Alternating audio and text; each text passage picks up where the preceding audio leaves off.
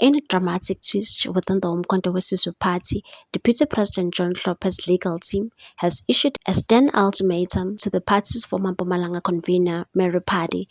Hlophe's lawyers, JG and Xulu Incorporated, have demanded that party retract claims of harassment and issue a public apology or face legal consequences. The controversy erupted after a letter dated 16 January 2025 and signed by Pardey surfaced on social media addressed to MK Party leader Jacob Zuma. The letter accused Hlophe of inappropriate conduct. Pardey confirmed its authenticity during a televised interview with Newsroom Africa over the weekend. In the letter from JG and Xulu Incorporated, Pardey's allegations were described as false, misleading, and damaging to Hlophe's reputation.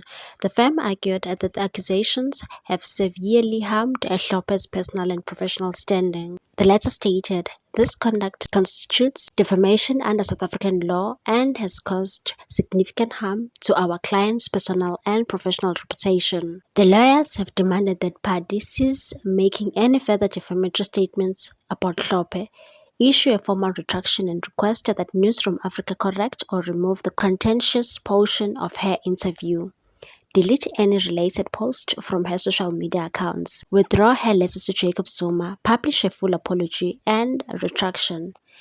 Failure to comply by 5 February 2025, they warned, will result in legal action. Pardey's allegations come amidst an already volatile political situation within the Umkhonto weSizwe Party. In November 2024, Pardey was dismissed from her role as Mpumalanga convener following accusations of financial mismanagement and plotting an assassination against a rival. However, a December ruling by the Mpumalanga High Court ordered her reinstatement as convener and as a member of the provincial legislature.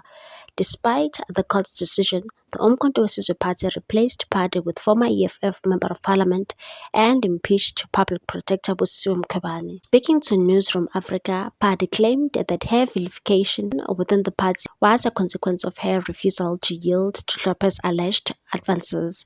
The allegations and counterclaims have deepened divisions within the party, threatening to undermine its leadership's already fragile stability. Neither Hlophe nor the MK has issued further public statements on the matter. As the legal showdown looms, all eyes will be on Mary Pardey's next move and the potential ramifications for both her and the MK Party.